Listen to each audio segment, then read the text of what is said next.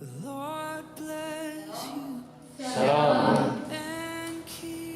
Perkenalkan, nama saya Yusrina Balus Namatubai. Saya berasal dari Papua, Kabupaten Sami. Sekarang saya bersekolah di Sekolah Misi Interdenominasi. Saya angkatan ke-17. Baik, di siang hari ini saya akan membagikan sedikit firman Tuhan. Dan judul firman Tuhan di siang hari ini yang saya ambil, tinggal di dalam Kristus. Mengapa saya ambil judul ini?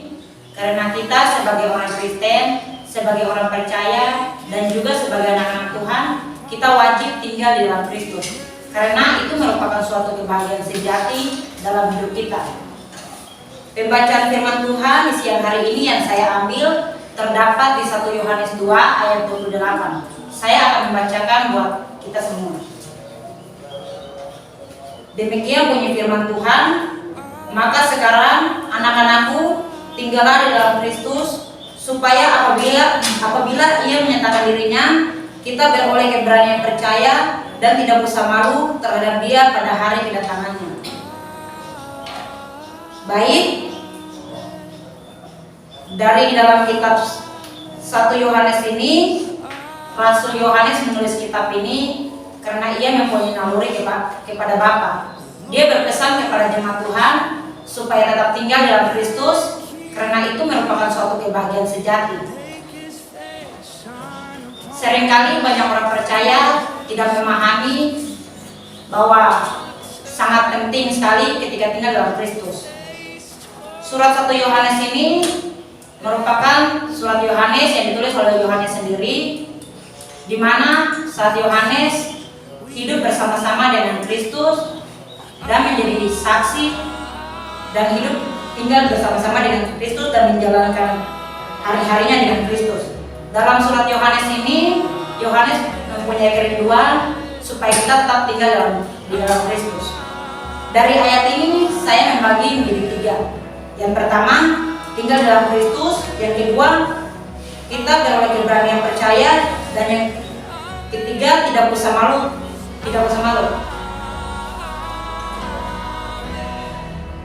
Next, yang kedua.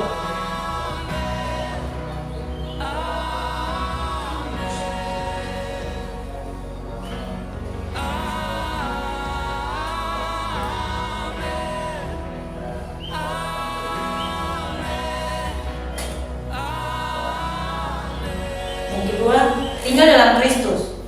Tinggal dalam Kristus itu berdoa dan berjaga-jaga.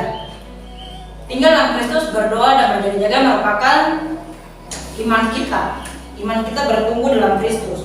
Berdoa dan berjaga-jaga ini bukan berarti kita berdoa dan kita tenang begitu saja. Tetapi berdoa dan berjaga-jaga ini merupakan suatu tindakan kita. Kita kalau cuma berdoa dan berdiam diri saja tanpa tindakan apa-apa dan tanpa melakukan sesuatu, maka iman kita tidak akan bertumbuh dan kita tidak bisa tinggal dalam Kristus dan kita tidak akan disebut sebagai anak-anak Tuhan. Karena ketika yang disebut anak-anak Tuhan atau yang tinggal dalam Kristus itu menjalankan segala perintah yang diperintahkan oleh Tuhan. Di sini tinggal dalam Kristus ini merupakan suatu kebahagiaan sejati. Kebahagiaan ini tidak bisa disejajarkan dengan cara pandang duniawi. Kebanyakan orang memaknai kebahagiaan itu yaitu hidup nyaman, tidak mengalami kesulitan dalam menjalani kehidupan mereka. Di ayat ini dikatakan tinggal dalam Kristus itu berbicara tentang suatu keadaan di mana kita berdoa dan berjaga-jaga. Suatu kebahagiaan yang sejati bila kita menjadi orang Kristen yang tinggal dalam Kristus. Dengan berdoa dan berjaga-jaga sampai di mana hari kedatangan Tuhan, kita siap dan kita disambut bersama-sama dengan Tuhan. Di sini tinggal dalam Kristus ini memang tidak sangat mudah. Kita membutuhkan komitmen, membutuhkan perjuangan, serta harus ada penyangkalan diri. Ketika tinggal dalam Kristus tanpa ada penyangkalan diri, maka kita tidak bisa dibilang tinggal dalam Kristus atau tidak bisa dibilang sebagai anak Tuhan. Next. Apa yang dialami jika kita tinggal dalam Kristus? Tinggal dalam Kristus ini berdoa dan berjaga-jaga berarti kita menyambut kedatangan Tuhan, sampai di mana Tuhan menyatakan dirinya kepada kita, maka kita akan mengalami dua hal. Yang pertama,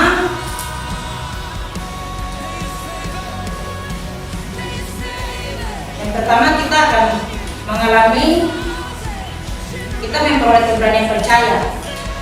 Keberanian percaya ini menjadikan diri kita tidak takut kepada pencipta kita, karena pencipta kita sanggup menjaga langkah kehidupan kita. Oleh sebab itu, kita harus memperoleh keberanian percaya, karena itu adalah wujud di mana kita beryakin teguh atau berpegang teguh kepada Tuhan atau kepada Kristus.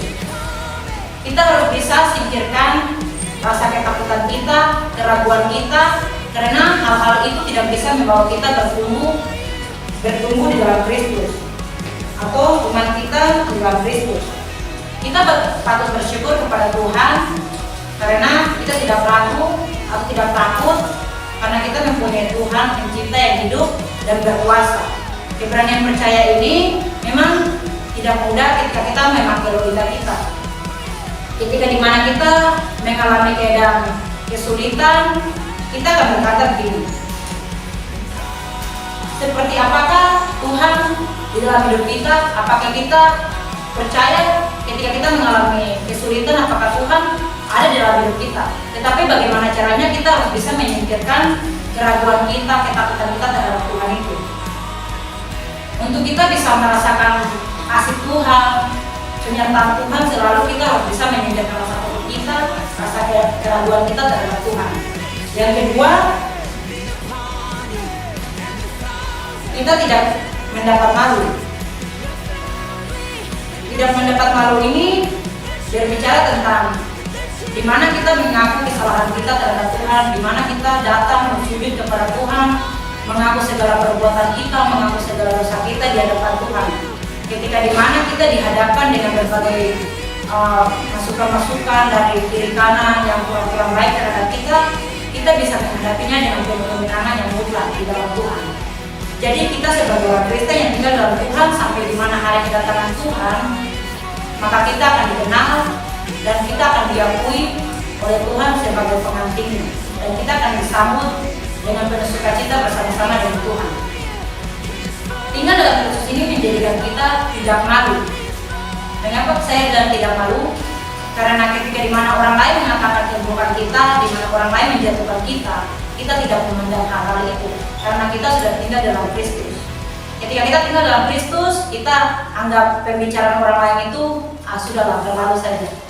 Tetapi bagaimana kita tinggal dalam Kristus dengan penuh sukacita, dan kita menyambut kedatangan Tuhan dalam hidup kita. Oleh sebab itu, kita sebagai anak-anak Tuhan yang mempunyai kebahagiaan sejati, kita siap dan kita siap untuk menyongsong kedatangan Tuhan. Dan setiap kita sebagai orang percaya, kita harus berbahagia karena kita tidak kedapatan malu, karena kita tinggal dalam Kristus. Berarti kita berdoa dan berjaga-jaga, itu akan menjadi kesukaan kita hari lepas hari. Next. Sebagai penutup di sini, tetaplah tinggal dalam Kristus merupakan suatu kedatangan Tuhan.